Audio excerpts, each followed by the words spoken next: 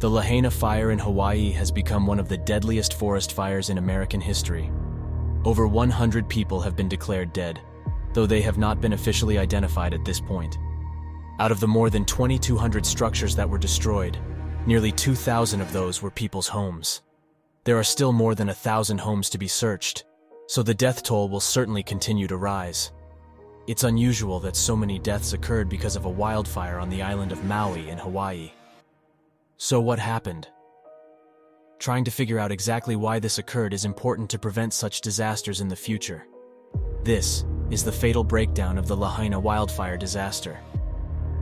It's not unusual to have massive wildfires across various areas of the United States. Major drought conditions cause vast areas to be a tinderbox of vegetation, just waiting for the slightest spark to instigate a full fire emergency. In the Lahaina area of Maui, the conditions were a perfect mix of drought, high winds, and older wooden structures among other things to cause such a massive blaze. On August 8, 2023, there were 3 areas in Maui battling wildfires: the South Maui Fire, the Upcountry Fire, and the West Maui Fire. These wildfires were the result of extreme drought conditions on the island. The area was considered a D2 level of severe drought. In addition to the dry grasses, there was an extreme wind risk. Hurricane Dora was a Category 4 hurricane passing 500 miles south of Maui. Even though the eye was far away, the winds extended out for hundreds of miles. The wind speeds ranged from 45 to 65 miles per hour, with gusts up to 85 miles per hour. Unfortunately, these winds were dry, with no precipitation from the distant storm. With these conditions present, an active power line which had been blown down by the winds started a small brush fire on the west side of the island. It was at 6:30 a.m. when the Lahaina fire was first reported in an area near Lahaina Luna Road. This small brush fire was declared to be contained by 9 a.m. This doesn't mean that the fire was out, but that the perimeter had been established around 100% of the fire, and they were working to extinguish it completely. Unfortunately, this fire did not remain contained, and by 3 p.m., it had grown. They closed the Lahaina bypass because of smoke and risk to drivers. Residents began to evacuate the area where fire and smoke seemed to be a clear and present danger. By 5 p.m., the situation had become dire. The brush and then structures on the other side of the bypass had started to burn. Those that didn't realize the fire was so close now started the frantic escape to get away from the flames. Unfortunately, the fire was moving as fast as a mile a minute. With that speed, even the quickest effort at escape would fail. It might seem like it would be easy to jump in your car and drive away to safety, but it was a deadly inferno that would not wait. As the fire approached residents and businesses near Front Street, escape became impossible. Just 30 minutes before, the fire seemed to be miles away, and many doubted it would become an issue for the town.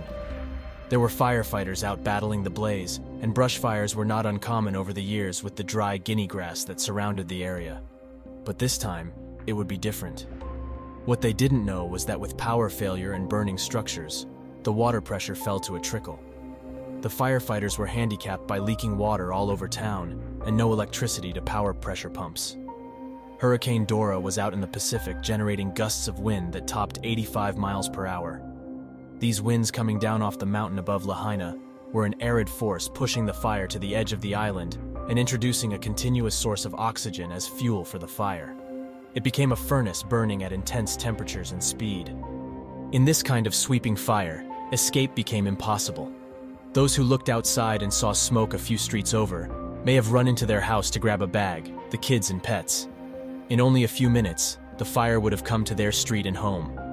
Exits can get blocked, and often people retreat to an interior room without fire. The terrible reality is that the smoke generated by even a moderate fire will render people unconscious in 2 to 5 minutes. Once you have lost consciousness, there is no protection from the smoke, heat, and fire. Those that were lucky enough to get into their cars and start driving down the street between the many burning structures were quickly overcome with the intense heat and smoke filling their cars.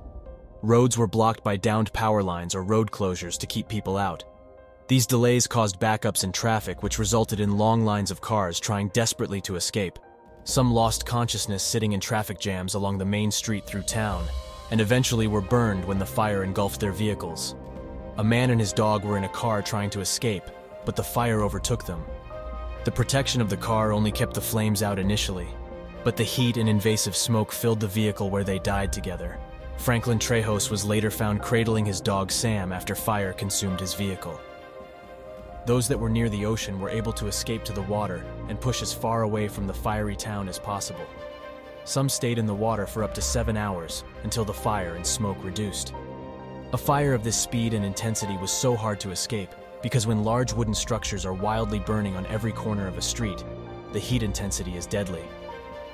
It's not just that the smoke being inhaled is toxic. The reduced oxygen in the air leaves you gasping in more smoke, moment by moment. The fire is using up the available oxygen, so the air becomes suffocating. This leaves you vulnerable to heart attacks, because the heart lacks fuel to pump, or unconsciousness, because the brain lacks oxygen to function. In only a minute or two, a person will fall into unconsciousness with the lack of oxygen. The pure heat of the air scorches the airway and lungs, causing swelling, fluid buildup, and impairment of oxygen exchange. Imagine the heat of a campfire that leaves you feeling so uncomfortable, you move your chair back to get fresh air. Now consider there are 5 fires around you with 10 times the height and intensity. There is nowhere to retreat to. So escaping a fire in your home wouldn't mean salvation if the entire 1-mile radius is ablaze. There is no relief from the hot, toxic, and oxygen-depleted air. So far, more than 100 bodies have been found in the week after the fire ended, but hundreds more are still unaccounted for within a town of just 13,000 people. The entire town was largely burned to the ground in just hours. The warnings given to the residents and tourists were extremely limited.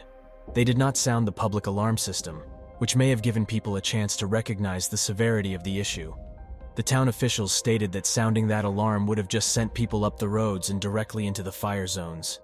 Texts were sent through emergency management, but many cell towers were already downed. Power was out as well, so the number of citizens who received these warnings were few. One tourist noted that at 4:17 p.m. they received a text warning that they should evacuate immediately.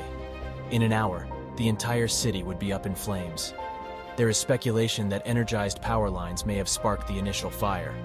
The New York Times reports that witnesses posted videos of downed lines sparking fires in the exact location of the initial brush fire reported around 6:30 a.m. Lawsuits have already been filed against the power company for failing to perform preventative maintenance on the power system, as well as cutting power to lines that had been downed. The ultimate reason there were so many people still in the town when it burned was that the urgency of this particular fire was not understood. People did not know that the firefighters were out of water. They did not know that the fire was no longer contained. They did not know the speed that this fire would consume their small town. Over the coming months, lessons will be learned and new information will be revealed in how we can prevent such tragedies in the future.